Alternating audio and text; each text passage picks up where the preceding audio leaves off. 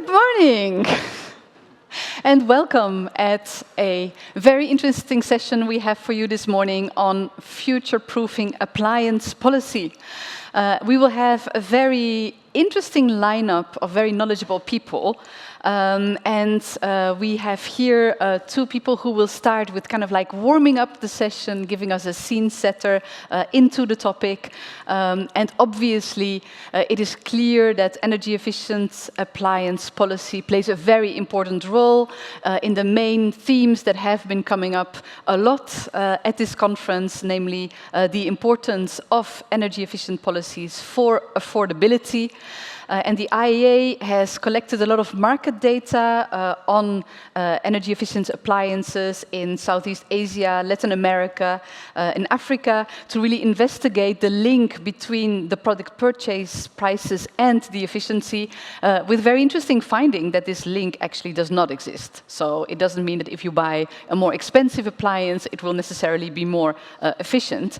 And then obviously also our energy efficient appliance policy plays a very important role also for the energy security, which is another big theme that has been coming up a lot. And there, again, IEA work has really looked into the multiple benefits of energy efficiency and demand response that would be supporting also the grid reliability and reducing peak demand, which of course is very relevant also for our appliance policy. For instance, more efficient air conditioners in India could actually lower the impact of heat waves on peak demand by 20% by 2030 and help reduce the risk of blackouts. So again, very relevant, our appliance policy here as well. And then, of course, thirdly, for the competitiveness of our industry, we also have a very important role to play for the appliance policies. And actually, you see that industry is really asking for a very clear and stable regulatory framework that would really also support the front-runner industries by making appliances more efficient and to invest more in the private research and innovation. So today we will be having a dialogue on the current policy framework, and then we will be diving into the future. And it's clear that over the past 25 years, our appliance policies have delivered multiple benefits, increased the share of energy savings, but also avoided CO2 emissions and also many other benefits.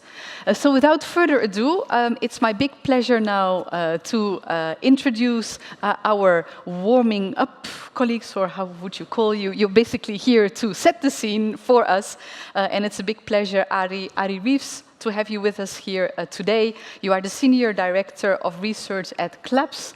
And what people do not know about you, that's that you also have additional talents apart from looking into this, because I'm told that you are a music lover, a violinist, and a singer. So maybe you want to sing. Oh, violist, sorry.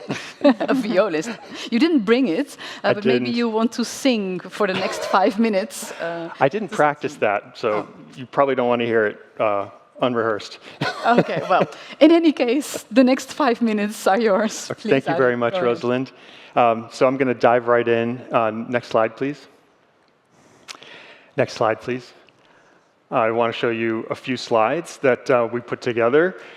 So first, I'm going to start out with a presentation of some data from the IEA, coupled with some analysis that CLASP performed.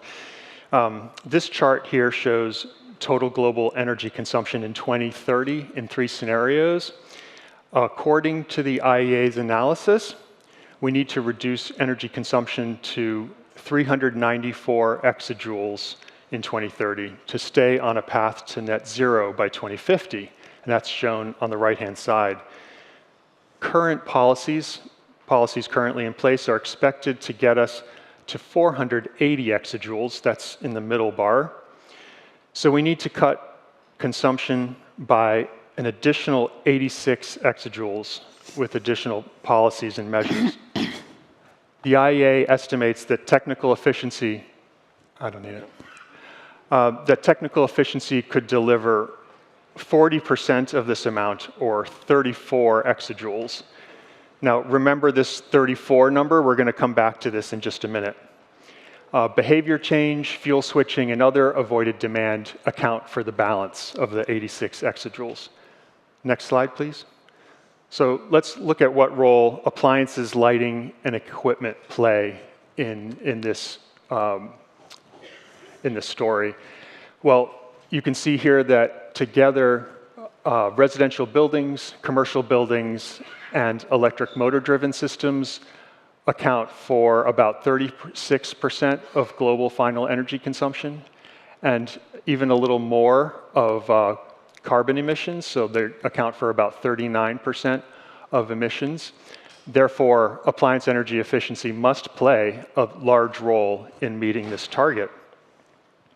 So next I'm going to show you the results, some preliminary results from a bottom-up analysis that CLASP performed, looking at 8 products in 10 top emitting economies. So next, thank you. The first question we asked ourselves was, what would be the energy reduction, or what could be the energy reduction from these top 10 emitting economies, strengthening their MEPs to match the most stringent MEPs today, what we call world's best MEPs? And the answer is 6 exajoules of energy consumption. Then we asked ourselves, what additional energy reduction would we achieve from going even further and bringing all of these MEPs up to the level of the best available products on the market today? That's, next slide. And that's an additional 7 exajoules for a total of 13 exajoules. So now we come back to that 34 exajoules number I asked you to keep in mind. So we would need another 21 exajoules, next slide,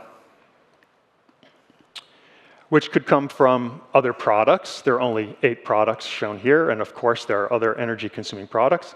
Other countries, there are many more than just 10 economies, and technical efficiency improvements in other sectors, such as transportation, building insulation, and so on.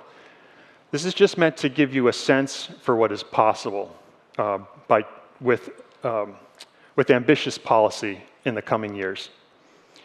So let's shift from here and look at just one product, room air conditioners.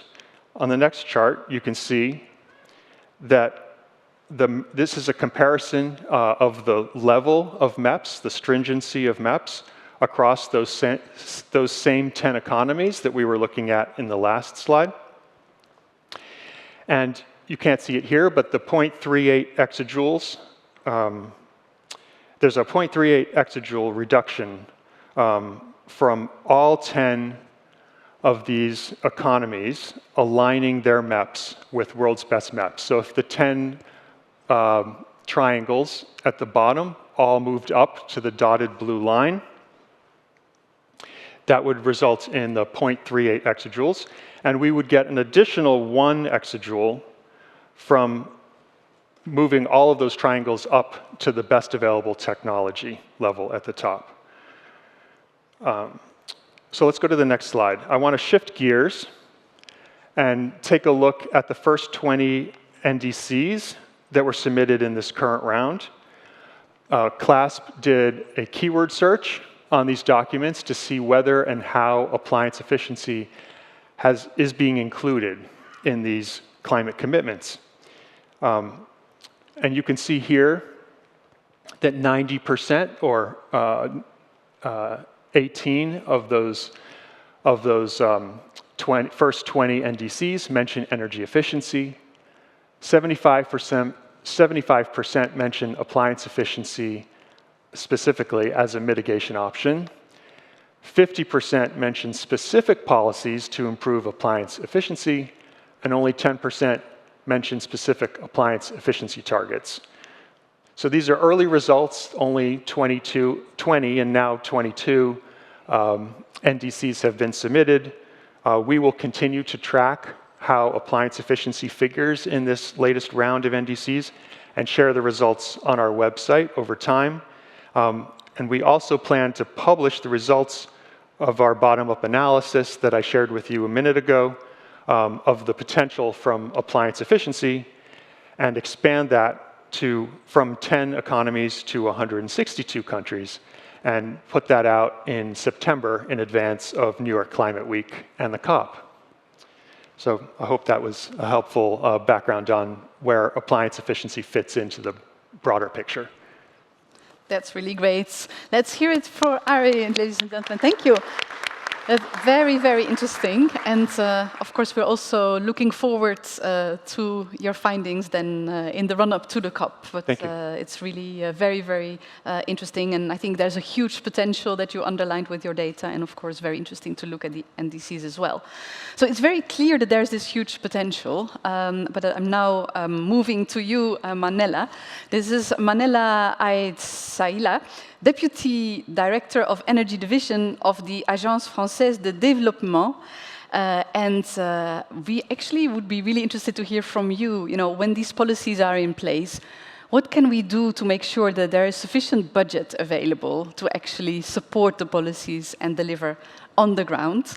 And what people do not know from you probably, that apart from your position at the AFD, you also love olive oil. So if I would have known, I would have brought you some olive oil to maybe, make these next 5 minutes a bit more smooth. But next time. But please, next 5 minutes are yours, and it would be great if you could focus a bit more on, the budget side of things. Thank you very much. Thank you for giving me the opportunity to speak. And indeed, I'll try to bring here the perspective from a development finance institution and focus on the solutions. And even before policies are implemented, the question is, how do we incentivize governments to put in place those policies? As donors, we have several levers and financial tools to support energy transition, and more specifically energy efficiency, through financing of projects, investments, programs, but also policies, including those relating to energy efficiency. But when it comes to the topic of energy efficiency more specifically, development policy loans, or what we call policy-based loans, appear to be the most suitable and most adequate tool to achieve impact at scale. So these loans would typically consist of budgetary financing support. So it's basically a loan to the government, the disbursements of which are conditional of the achievement of indicators that are directly linked to public policy design. So these indicators are negotiated, of course, with the government and agreed upon with public authorities and program implementers. And they may consist on the adoption of regulations, rules, decrees, certification frameworks, tax provisions, etc., and any type of indicator that is available to the state as a regulator and as a planner of the public action. But we all know that transforming market is not just about setting a standard, it's about building an ecosystem. So it consists of regulation, import controls, consumer labeling and awareness, building awareness, building capacity, supporting distributors. So this is why development policy loans are fit to tackle this very complex issue of appliances that is cross-sectoral and diffuse over all sectors of the economy. These loans are powerful and flexible instruments, as I said, to support legislative and regulatory reforms, but also to structure interministerial dialogue. It's hard to coordinate ministries, and we know that appliances and all the topics that we talked about are cross-cutting issues. So, as any issue relating to demand-side management. So it's necessary to have this interministerial dialogue happen, and this is done through these policy loans by including the right indicators in the discussion.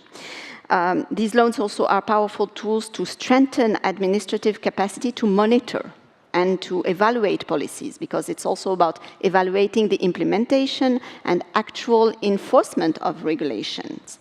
And we all know from experience that these tools are also powerful tools to mobilize further financing with huge leverage effect on the economy.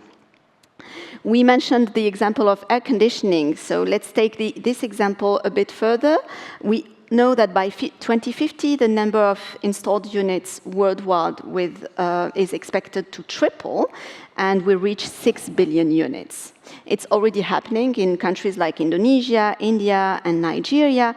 This demand is already booming, and without ambitious policies on performance standards, labeling, import control, the surge need in cooling needs could offset the gains that we made through the supply side. So it's necessary to work on policies, and having development policy loans that include, for example, minimum energy performance standards, structuring of certification systems for air conditioners, or the creation of interministerial task force dedicated to the demand side management is really a powerful tool to be active at scale. I'll add maybe 2 words on how we make this instrument, this financial instrument, really effective and achieving its impacts, and how do we make sure that policies that are being designed are actually implemented and enforced. This will require capacity building and ownership. So it is essential to have, beyond providing the financial support to finance these policies, it's essential to have technical cooperation programs that are directly linked to these policy actions that are targeted by the loan. Technical assistance programs can cover, of course, capacity building for the proper design and implementation of these policies, but also technical support to ensure proper ownership, and it is key to have ownership. It's essential that policy actions that are being considered are fully embedded into a broader trajectory planning exercise and are effectively identified by governments as policy levers to achieve carbon neutrality. And this is where the linkage with NDCs and the work that was presented before matters. And this is where IEA work also on data and planning is really essential to ensure ownership. That is a key condition for actual implementation. I'll stop here, but just as a conclusion, wanted to say that we, French Agency for Development, we draw all these conclusions from actual development policy loans that we implement in countries such as Indonesia, South Africa, Morocco, and we have some of these loans, including already indicators dedicated to appliances, but we have to do more. We are strongly convinced that demand-side management policies is not an option, as we saw yesterday and we'll see again today. They address climate change along with security, energy security, and the just agenda. This is what we saw in the sessions yesterday morning, and it was very interesting to see that energy efficiency and appliances serve also the agenda of energy security and having affordable energy services and quality energy services to all, and more specifically to those who are vulnerable. And making this linkage is key to ensure ownership. So at AFD, we are clearly intending to use this tool and in order to implement these policies and combine ambition, pragmatism, and also, of course, financial support to governments. Thank you. Beautiful. Thank you so much. That's very, very interesting.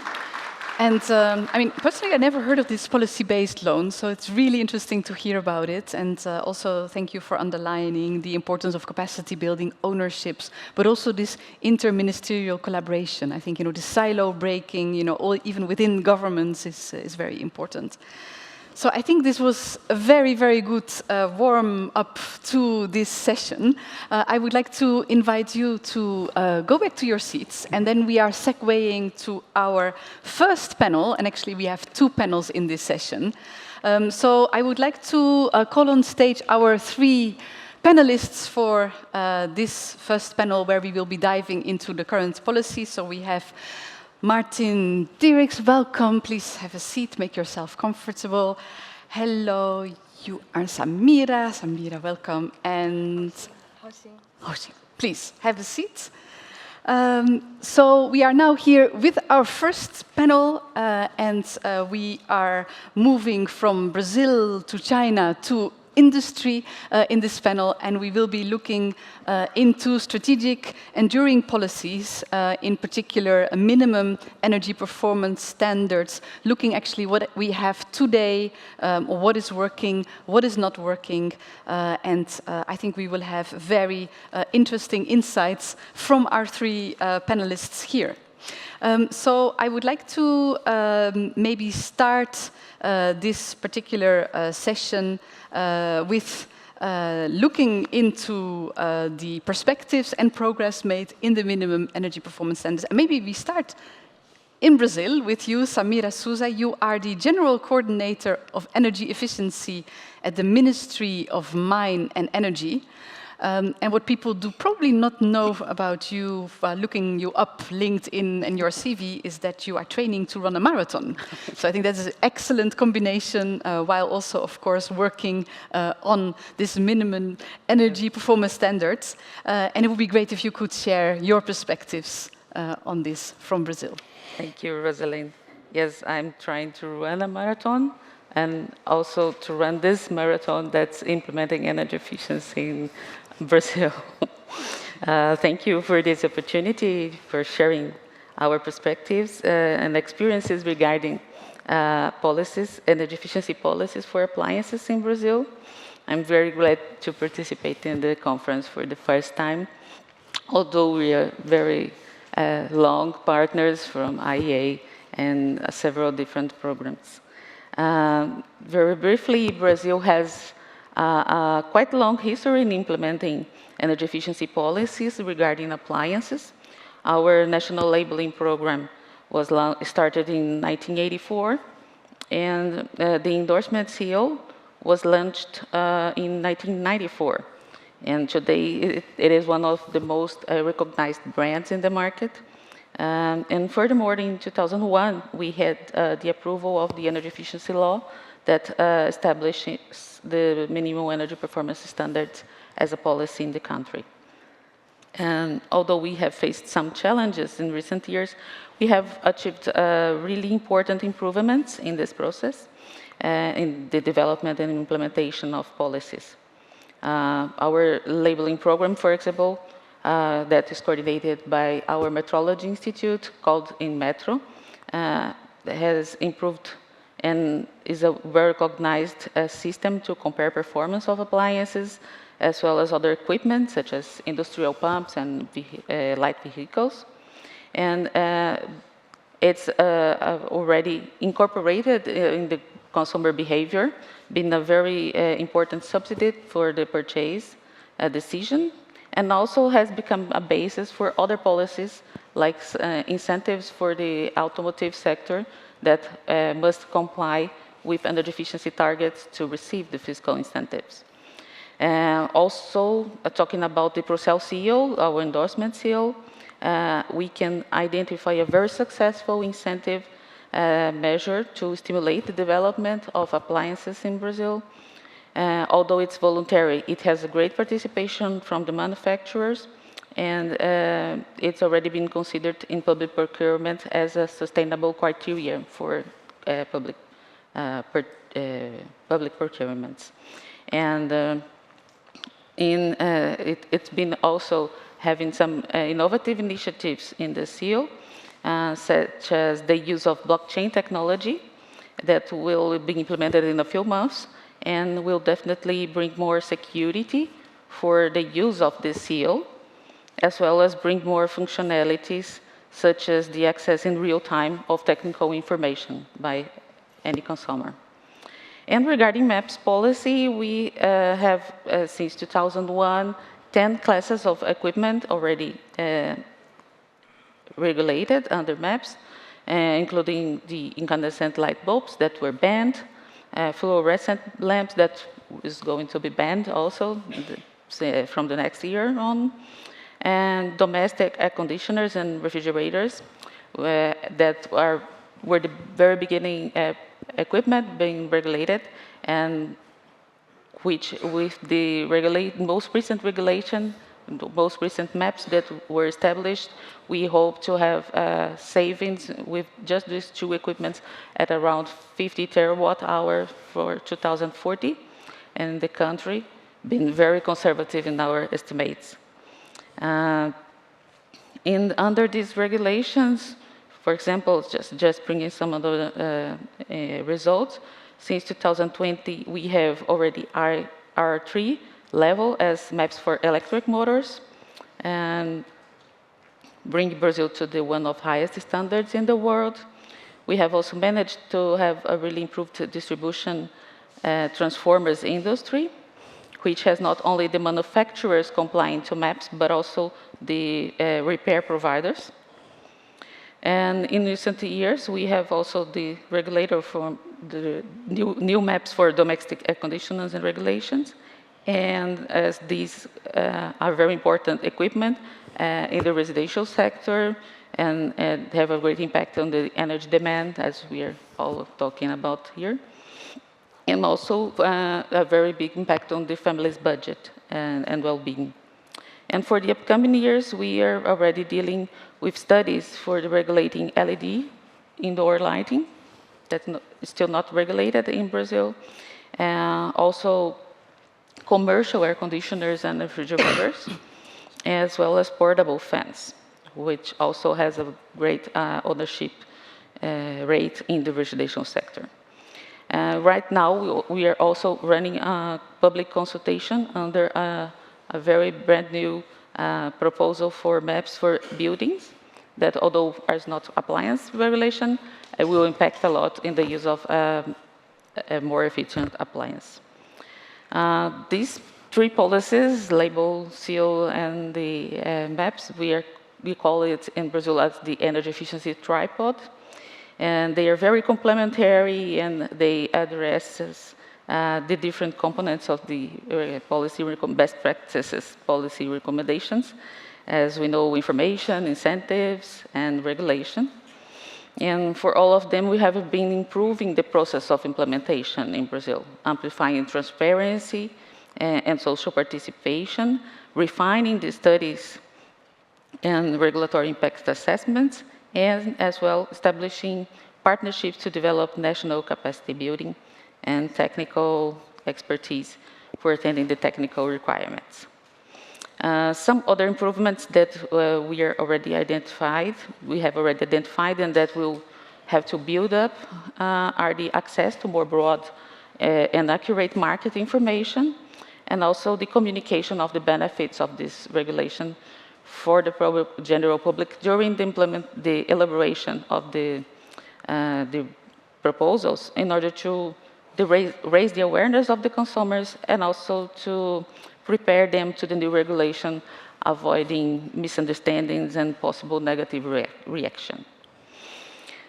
Well, we are pretty sure that the effectiveness of these policies in Brazil, as they are already promoted the market and culture transformation in the country, and we hope that they will continue to do so for the upcoming years, serving not only as policy to promote energy efficiency and energy savings, but also to deliver the other outcomes we are talking about here during the conference. And as hosts of the COP30, we are sure that energy efficiency policies will play a leading role in the discussions that will be held there. Thank you. Excellent. Thank you so much, Samira. That's really interesting. And thank you also for outlining the Holy Trinity, so the information, the incentives, and the regulation. And I think in Brazil, you have it all, so that's great. And I think the last point you made about the importance of communicating the impact, I think is also extremely important. And with that, I think we have a good story to tell at COP. Yes. So from Brazil, we are now moving to China. So Lin, welcome very much. You are a senior engineer at CNIS, that's the National Institute for Standardization. Yes. So welcome. Thank you. Great to have you here. And I think you also have another marathon that you are doing, because I'm informed that you have a new young child. Yes. So this yes. Basically, yes. is another marathon, I think, that you are running. Yes, he's 16 months old back in China, but he's fine. Oh, congratulations. Well, great that you're here. And thank you so much for sharing your perspectives. Thank you. Thank you. It is proud to hear from my class colleague just now that China has the best level of maps for cooling air conditioners. So I will introduce to you how China is implementing maps and energy label. So air conditioner is actually one of the first batch of appliances on which China practiced maps and energy label. In 1990, the first version of maps for air conditioners came into effect, and in 2005, China started to implement energy label for air conditioners. So after generations of upgrading, now the current valid version is the 5th version, in which we combined the fixed speed and variable speed air conditioners in one standard, which means they are sharing the same energy efficiency indicator. And the minimum allowable energy efficiency value has been increased by 60% compared to the first version, actually more than 60% compared to the first version. So by taking these actions, China sees an outcome with great benefits. First of all, the overall energy efficiency of the industry of air conditioners has been greatly increased and improved. I will take the example of heat pump air conditioner with capacity of 35,000 to 45,000 watts as an example. So in the registration system of China Energy Label from 2005 to 2020, for the fixed speed ones, the weighted average energy efficiency ratio increased from 2.82 to 3.99. representing a 41% of enhancement in energy efficiency. And for the variable speed ones, the weighted average energy efficiency, all converted to APF, increased from 3.68 to 5.03, representing a nearly 37% improvement. So the overall energy efficiency of the industry has been improved. And along with this, the market has been reshaped. So in 2005, which I've mentioned was the first year China started to implement energy efficiency label, the market share of variable speed air conditioners in China was below 5%. But after nearly 20 years, in 2024, last year, the number was 98%. So it increased significantly, and which means that the fixed speed air conditioners has almost been phased out in the market of China. And also, along with the improvement of energy efficiency in the industry and the reshaping of the market, we also see the innovation of relevant technologies. So every time when new maps came out, there will be new technologies to be compliance to the standards. So, for example, in 2010, when the second edition of the maps came out, we see the technology innovation, including the precision manufacturing advancement in compressors, and also the process optimization for the core components, and also some innovation of the heat exchangers with thin structural refinements. So every time when the maps came out, we see the innovation of new technologies. For the 5th version, as I've mentioned, and the 6th version that we are developing right now, we are paying more attention on the actual live user action-based evaluating methods for the energy efficiency of air conditioners, which means we don't use the laboratory conditions, but we use the actual live user-based conditions to evaluate the energy efficiency. So I believe when when new edition of the maps comes out, maybe more and more AI and smart control technologies will be applied in the new generations of air conditioners. So that is basically all I want to share. Thank you. Thank you so much, Lynn. And a big applause. This is really great and very inspirational as well. You know, the improvements that have been constantly made, and also, you know, the interplay with technological innovations and the map. So that's really great. Thank you for sharing that. And now we move to the industry. We move to Martin Dieriks from Daikin Europe, General Manager at the Environmental Research Center. And Martin, I mean, I think you, it sounded familiar, maybe the new experience from Lynn. I understand that you, in the meantime, have 6 grandchildren that also keep you young and developing your skills, like making Belgian waffles. I'm a bit disappointed you didn't bring some for this panel, but nevertheless, please. Brussels waffles, they need to be fresh, so I cannot bring them here. Good. Okay. Maybe bring the first slide, please. And while bringing the first slide, I like to clarify something. In Europe, we introduced the maps in 2012 for air conditioners. And actually, the market shifted from cooling-only equipment to heat pump.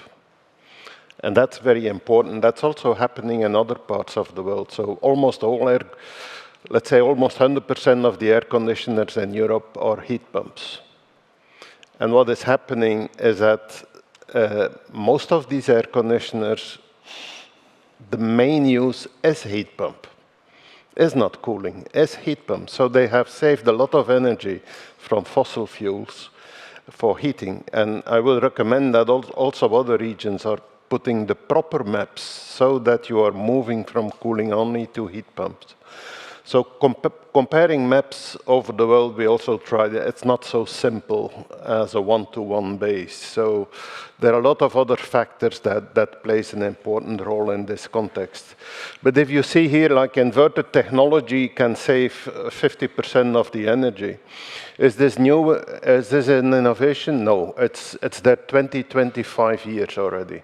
And you can see the regions where they implement it. China is one almost, they will move to 100%. Japan, 100%, Europe, 100%. India is moving also fast, but also Brazil and Mexico. But there are some developed countries that stay behind. Yeah, there are some on 10%. Yeah, and why does it come? Is it because they don't have a good maps? What's the reason for that? It's important to investigate what is the real reason that these things are not moving. And there are some reasons, a lot of, or related to energy costs, but there are also other reasons. If you go to the next slide, yeah. Good maps are one thing, but on the other hand, energy label system giving a good message to the customer is much more important than these maps. How do you give a visible energy label? In Europe, it's mandatory that at every point of sales, catalog, internet, you have to show the energy label of the product. And this is becoming a habit for the users. We have to do it for all equipment, all household equipment, even including houses, they have that label. And it becomes a habit for the consumer to try to buy the equipment with the highest energy efficiency based on what they can afford. So we are far above the maps in Europe. We are far above, because we should not underestimate that also the customer has a sense of responsibility on energy saving. So we have, just putting in maps will not create this change. We need this additional label. And then the the customer, with his responsibility, will move the market to higher energy efficiency. We see Brazil, Saudi Arabia introduced it, European Union, and they are all based on seasonal efficiency. India is now also unifying, like China, inverter and non-inverter, to have them all on one label to move the things to this higher energy efficiency. Extremely important. So let's keep that in mind that we do that. ISO standards are prepared for different climates to have seasonal. They can add certain climates if the country is asking this. So, but this is not all. Energy efficiency is not all. Yeah? If I go to Japan and I'm in the summer, the temperature is there 25, 26 like we had here yesterday. But there is a habit to change the dress code. Yeah? They don't ask business formal in the hot season. You can go in your T-shirt to the company. Next week I go to Phoenix in the US. It's a hot place, Nevada. Yeah. I know I have to take my winter clothes with me because if I go in the meeting rooms, it's 18 degrees Celsius. That's also energy efficiency. We all say, well, the energy that you don't use is the best saving. Well, such a habits change are also important. That's the biggest saving. So let's consider that too. And the last one is the sizing of equipment. Both in the USA and in Europe, there have been a monitoring on how big is the size compared to the need. Well, 95% of the equipment is more than double-sized. This definitely have a big impact on the energy consumption. Equipment here is maybe not double-sized, but okay. But then, and generally in the market, it is like that. So let's do a change also in sizing of the equipment proper to the needs. It will, your demand, we say triple times, it will not be triple if we look to all these items. If we use an air conditioner as a heat pump, it will not triple. The need for it will triple the amount, but not the energy needs. Mm-hmm. Thank you. Thank you very much. Okay, great. So I think this has been really, taking us from Brazil to China, and here are some perspectives. Also, more generally, I think, we have not one silver bullet. We need the maps, we need information, we need incentives. And I think, the last point you made, Martin, also about the habit change will, of course, also be a very important ingredient in order to be extremely successful. We are now wrapping up the first panel, and we are segueing into our second panel. So I would like to invite the second panel to join and the first panel to take a seat in the audience. So we will now be looking a bit more, while our panelists join me here on stage, into the future with 5 very impressive speakers, so please join and take a seat. Because we all know that for the future there will be a massive electrification, that also there will be pressures on our electricity grids, and of course we need a lot of flexibility. And I think flexibility, it's a word that we heard a lot in the conference already yesterday actually, and today as well. But flexibility will not just happen by chance. If we talk about it, it is very clear that for the future, we also need to make sure that we deliver products that are able to communicate with the grids and that are able to respond to signals. And in Europe, we have actually worked with the appliance manufacturers, and we have developed a voluntary code of conduct on the interoperable energy smart appliances. And we believe that this voluntary code will really set in motion a big change, and that will also make sure that we are delivering these flexibility services, and that we can have interoperable communication with compliant appliances like dishwashers or air conditioners. And we really think that this will really leverage our future flexibility as well. So we have now 11 signatories to this voluntary code of conduct with companies that have actually developed these compliant products, and we will launch it later this year in collaboration with these signatories. And we will continue to promote the uptake of these compliant models through our revised energy labels and also our online product registry, which is called April. So I'm doing a bit of a publicity stunt here, because the good news is that this voluntary code of conduct is open to both European and non-European brands. So it's a great opportunity. So please look into this and join our voluntary code of conduct. So this was, sponsored by. No. Let's now move to our panelists, and I'm sure you all have also great insights in how we can get to our flexibility. The main question really is like, how can appliance policy support the grids? And for this, we have here with us, and I will start with you, Rena. Rena Suri, Executive Director of the Indian Smart Grid Forum. Rena, welcome to you. And I also have some information on you because I did a bit of homework, and I am told that you have a gold medal in rifle shooting. So I hope that you will use this for any appliance that is not registering through our European voluntary code of conduct that is open to European and non-European brands. But in the meantime, it would be great if you could use the case of India as an example, and basically, share with us some difficulties that the grid is facing and why energy-efficient products must be part of the solutions. So thank you. A very good morning to all, and thank you, Rosalind, for putting the context. And I hope with this discussion we are able to hit the bullseye towards an energy-efficient future. So. Talking about India, India serves as a compelling case study for many nations to look at. Our power sector is currently at an inflection point, and while we proudly, say that we operate the third largest power system globally, with 475 gigawatt of capacity and nearly 50% from non-fossil fuel resources already. But with this kind of uptake, we are also facing a lot of pressure from rapidly growing demand.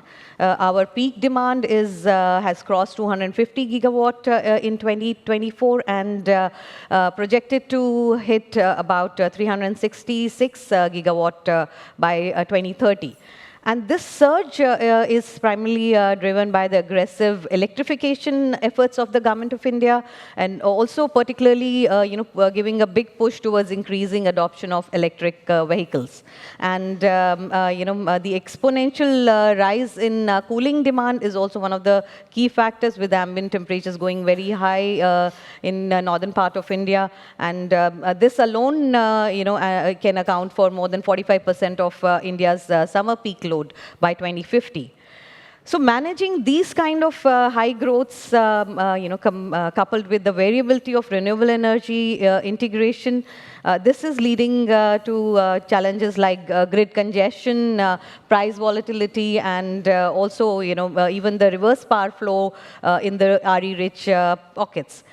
So going back to the question on why energy efficient and smart appliances matter. To address this, we need not, just energy-efficient appliances, but we need smart, grid interactive appliances, and that can adjust their operations based on grid conditions, and also enable, what we call demand-side flexibility.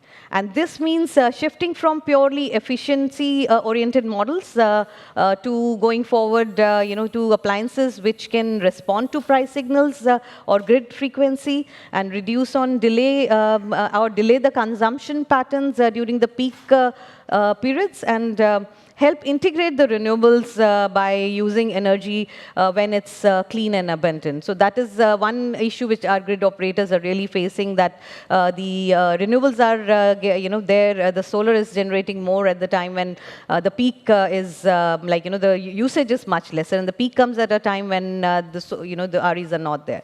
So how these appliances can play a key role in managing that kind of a scenario going forward.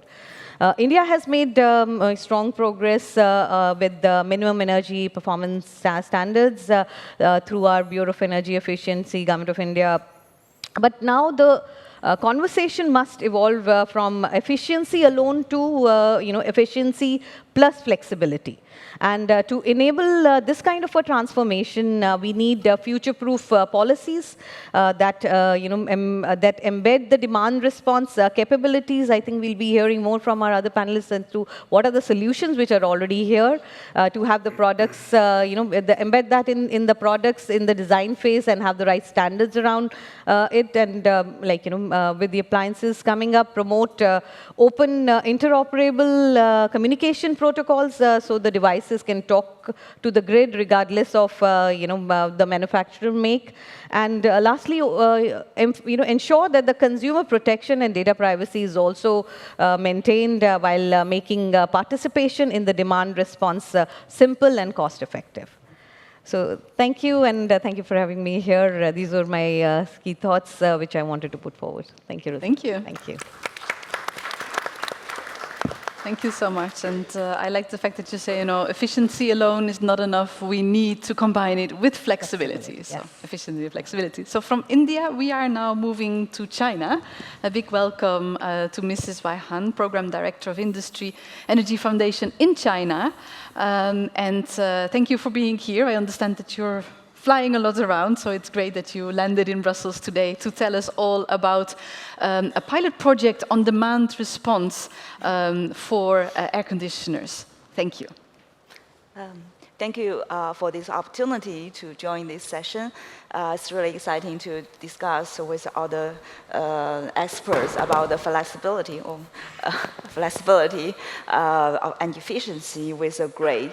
I'm very pleased to share some key findings from our work on the flexibility and demand response project in China. But I would like to first start with, we all know China announced its carbon peaking and carbon neutrality target several years ago, and I believe China is very need to build and set up an innovative power system supported by high penetration of renewables. And I do believe the virtual plant and demand response of the flexibility resources should be a very essential part of this kind of innovative power system. So our project is about in Zhejiang province. I would like to mention this as an example. Zhejiang province is in China, is south of China, along the coal line of China, and it's a tier 1 province with a high percentage of the industry output, and with a very quick and fast economic growth. They have huge electricity consumption, but they heavily rely on the electricity imported from other provinces.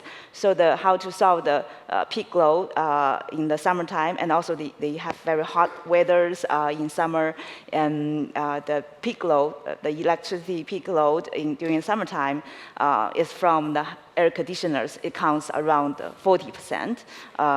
Air conditioner alone. So that's a significantly a test ground to test the flexibility of response with a grid by looking at the opportunity in the air conditioning sector. So you may also know in China, for the past, we did have some this kind of practice for demand response with a grid, but mainly happened in heavy industry, because it's easier to have this kind of load to be connected with the grid and to manage this kind of the load from the industry, from the plants and the factories. But for the household, for the residential part, there's a very limited, nearly zero practice to how to manage and unlock the potential from household appliances, especially air conditionings. So our project, the first phase, which we have this kind of project design, and the major efforts is to convey the households and to convey them to join this program. And there's a lot of awareness building efforts. And we had a campaign with 300 households and to educate their energy consumption, with how their energy consumption can connect with climate solutions. So, and now we come to the second phase and to try to expand to a more broader of the households and try to unlock nearly 2 gigawatts of the flex load from the air conditioners in this region. So our key findings and the lessons learned from these pilots is that I think first we do need to the first step is to convey and align with the grid. As I just mentioned, in the past, we had a lot of practice at the industry sectors, at the commercial, the big users. It's because it's easy to convey them on this and to unlock this potential to control and offer large-scale the load reductions. But we also need to convey them how thousands of small actions can also be coordinated and also can provide the real system flexibility. So that's also need to put a lot of efforts to convey the grid. And the second is consumers' awareness and the participation is essential. Without their participation, the flexibility will be nothing. And so we had a lot of, as just mentioned, kind of incentives and education campaigns with all these residential and households, and also how they, but we do found the motivation for these households is really they have the willingness to protect the earth, to make their actions, behaviors more friendly to our environment, to the energy system, and their efforts can also help to cut the electricity down during the peak load. That's the motivation, and they have their ownership for the contribution. And also, definitely, we also provide kind of redeem gifts or kind of subsidies for their behavior, and to give more encouragement to the residential household to join the program. And also, the third, I think, very important is aggregator, because as I just mentioned, the residential households very distributed, and it's not easy to upload the big load by individual. So how to set up this kind of mechanism to encourage the aggregator to work actively to manage all these distributed flexibility resources and connect it with the grid. That's also very important. So I think finally, I do believe looking for the future, we do also need a really stable and a feasible strategy and a policy framework to engage everybody in the value chain to make they deeply engaged, and everyone can benefit from this system. Yeah. Excellent. Thank you so much. And indeed, we need the whole value chain on board, and I also like the fact you underlined, the importance of ownership and motivation. So from China, we go to Skycentrics. So Tristan de Froideville, welcome to be on our panel. And you will tell us all about what Skycentrics is doing. You're manufacturing communication devices that are plugged into the appliances. I understand mainly water heaters in the United States. And thanks to your communication devices, you allow the appliances to communicate and interact with the grid. So we are really interested to hearing about that. And I understand, apart from Skycentrics, you also are a very intelligent skier. And I would be very interested to hear all about that in the coffee break that is coming up, but not yet. So Tristan, over to you. Okay, well, thank you very much. And I'm super excited that everybody's talking about flexibility, because Demand response is 10 to 15 times a year, and we want machines that are connected and can receive price signals every day to be able to flex and support the grid. So I'm going to be talking today about water heaters, and water heaters with a tank are a very important resource for the grid because you can right now, they come on at the worst time for the grid, right? So you take a shower in the morning, and then the tank heats up. It cools all day. You use it in the evening for bath and washing dishes, and then it heats up again, right when the grid is peaking. So we want these water heaters to actually heat up before the grid peak in the morning and totally turn off, and same thing in the evening. And so that domestic water heating load profile, to be able to shift it like that, is really important. And then for multifamily apartments, the bigger machines, when they're heat pumps, they can even provide bigger load flexibility. So that's super exciting. So about 15 years ago in the United States, the utilities saw this world coming of a need for connected appliances. They went to the water heater manufacturers and they said, hey, we need to connect to your appliances. And the water heaters said, well, how are you going to do that? Wi-Fi, cellular, and there's 3,400 utilities in the United States, and they all had a different answer. And the water heater manufacturers said, we make 9 million water heaters a year in the United States, and if we have 10 different ways of communicating, we have to make 90 million water heaters a year, and we can't do that. So you're going to have to come up with a communication dongle program. And if you remember the Android phone USB cable and the Lightning cable, and everybody started panicking that there was going to be communication dongles everywhere and we were going to have dongleitis. So they asked the utilities to come up with an open standard for connecting to the machines, sort of a USB port for machines. And, sorry for dropping it earlier, so here it is. It's this white port right here. And it's called the EcoPort, CTA 2045 EcoPort. So if you have, excuse me about that, if you care about reducing carbon, then it's the ecological port, and if you care about saving money, it's the economical port. So either way, it's the EcoPort. And then your communication module is like this, a little bigger than a USB stick, plugs right in, and there you have it. So then the manufacturers of the water heaters could focus on smart behaviors. So there's 3 ways to use less energy, including completely off, but the other 2 ways allow smart algorithms that even though you asked it to turn off for 4 hours, it's going to have the ability to prevent cold water and come on for a little bit. And then 2 ways of loading up or using more energy.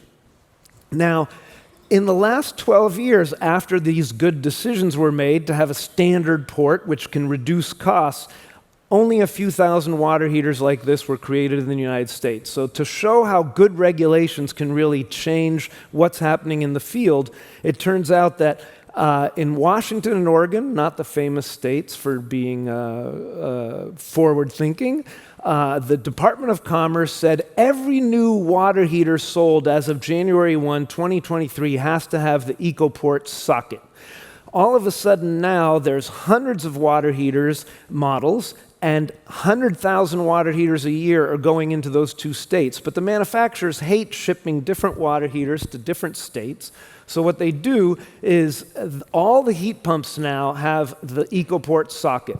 And in 2029, another good regulation is that in 2029, every electric water heater in the United States has to be a heat pump. That's going to be 5 million water heaters a year with the EcoPort socket. So, and then the next regulations is that the central systems, the very large systems for HVAC and water heating in commercial buildings, are going to have the EcoPort socket. So what do you get when you have the EcoPort socket? You get competition. You get guaranteed competitive access to the machine so that different aggregators can get involved. Right now, there's 4 people making the module, 4 different companies. Also, what are the lessons learned about connected devices that we've learned and how to make good regulations? So number 1, there's a lot to learn. So we've written white papers with the NGOs and the national labs of the United States to describe all of the trade-offs and the pro-cons. Number 2, anytime you have a machine going into the market without connectivity, it stays in the market for 10 or 20 years. So you have to start early if you want connected machines that can respond to price signals. Number 3, if a machine is connected, there's going to be times when it's not connected. You do not want it to go back to random behavior in water heaters coming on at the worst times just because it's not connected for an hour or a day. So you want to make sure that these connected devices have a default good citizenship behavior. In our case, we put a 30-year default time of use schedule that can be updated on the module.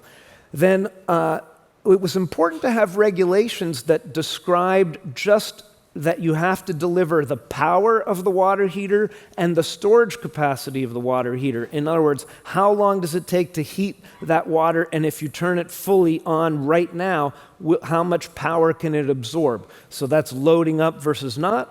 And finally, the reason that the EcoPort standard has been super helpful is you want local access to the machines so that a gateway product can orchestrate loads in the building from locally to the building. That's increasingly important.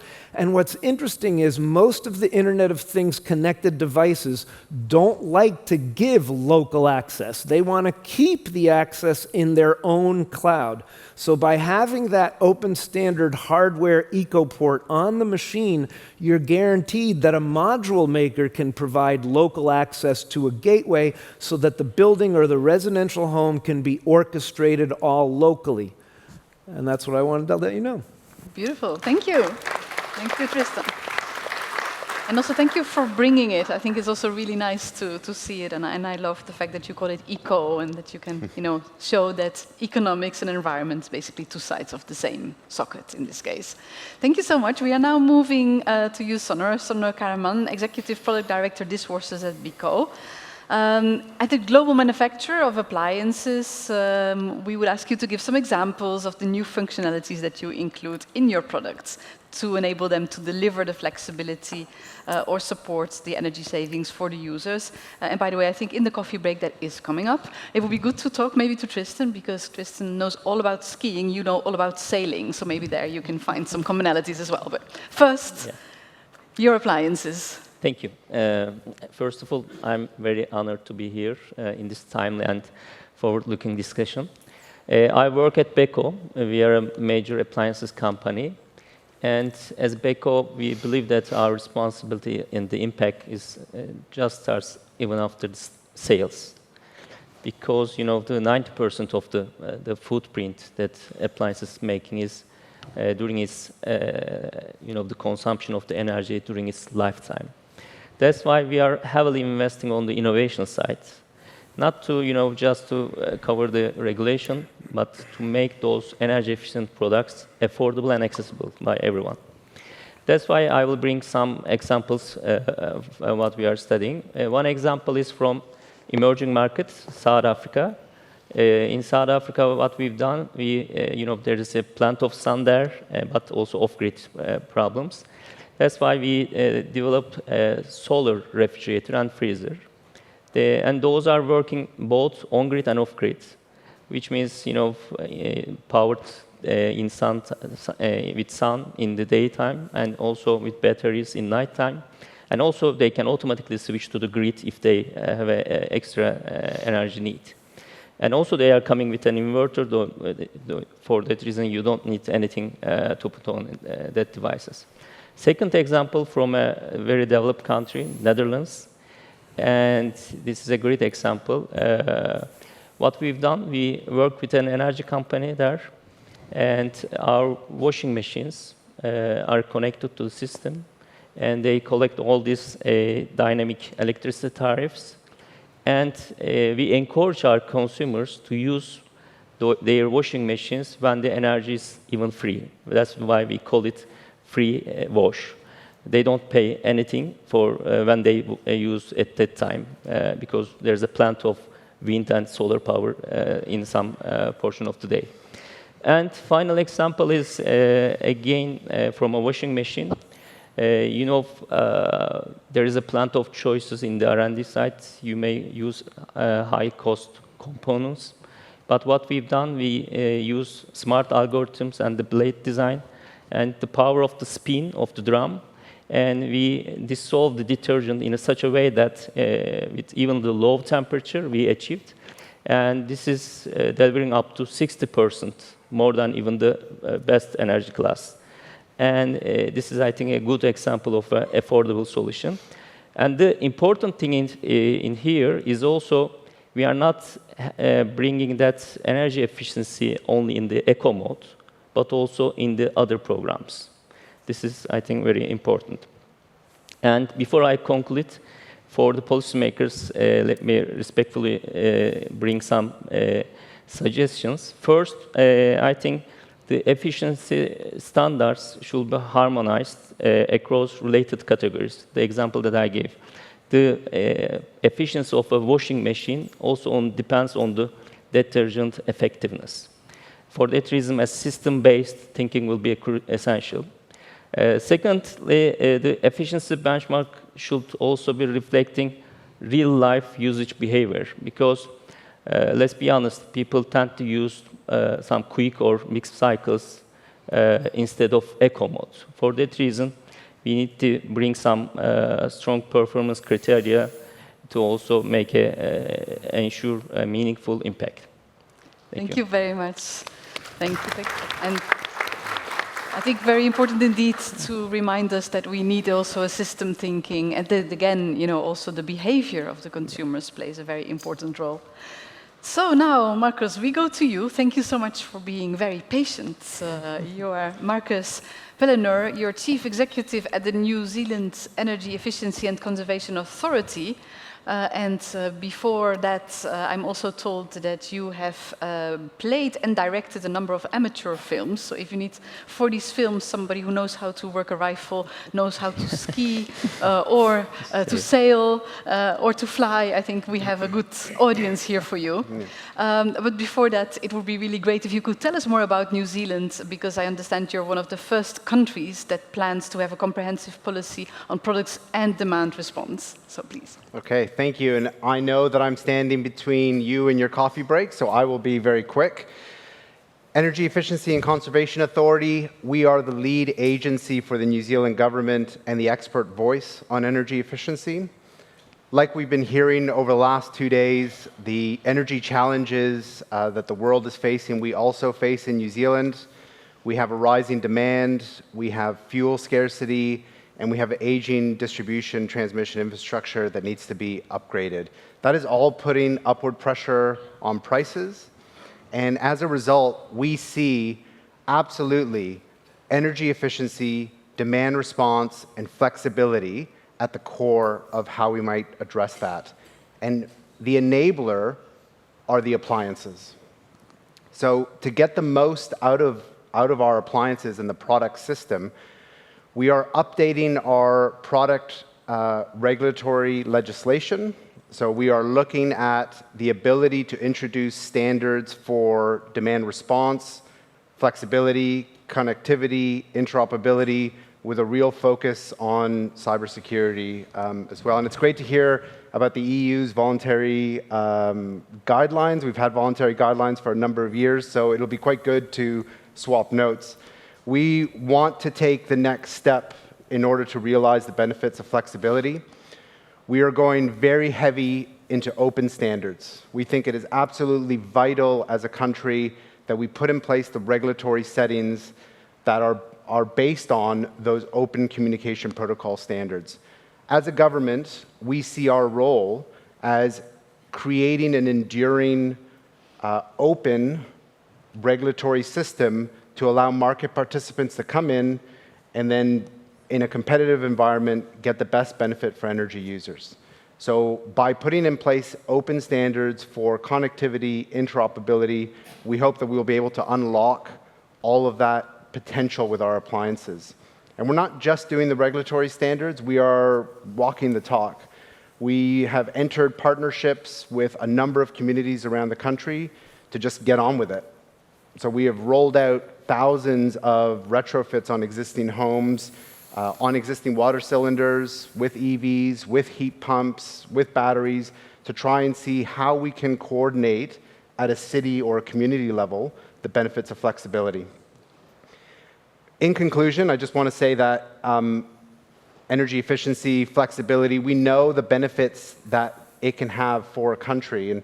And for us, the prize is big. It's about 6.9 billion of benefit that we see through distributed energy resources. Probably about 6 billion of that is from deferred costs of capital on the lines companies. But regulation only operates under the grace of social license.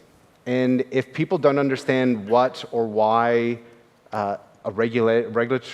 standards or regulations are in place, you won't get the adoption or the compliance or the enforcement. And so it is really important in the energy and ECA, we're champions of the energy users. It is really important that as we think about distributed flexibility, that we put at the heart the users. Because if the users don't see the benefits, then I don't think we're going to be able to unlock the countrywide opportunity that flexibility presents. Excellent. Thank you, Marcus. Big hand for you as well. And I really think this is actually an excellent closing sentence, put the users at the heart. I would like to thank all of you for being here. I would also like to thank the co-organizer, SEAT, which is the International Forum of Super Efficient Equipment and Appliance Deployment of SEM, the Clean Energy Ministerial. And I think it will be really important now that we start to think of the follow-up that we will be given to this very rich session. I think COP30 in Brazil will be a beautiful moment to take stock of where we are with the progress of appliance policies at global level.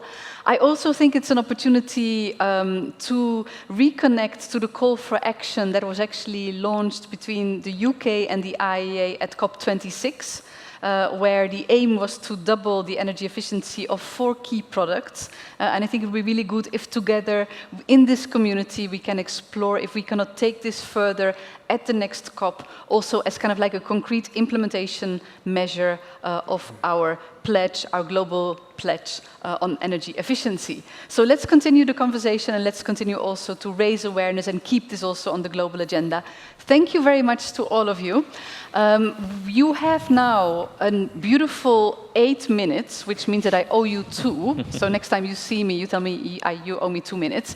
Please be back here at 12 o'clock sharp, because we will be there with the call for action from ministers and CEOs. So, very quick break and see you back at 12 o'clock. Thank you.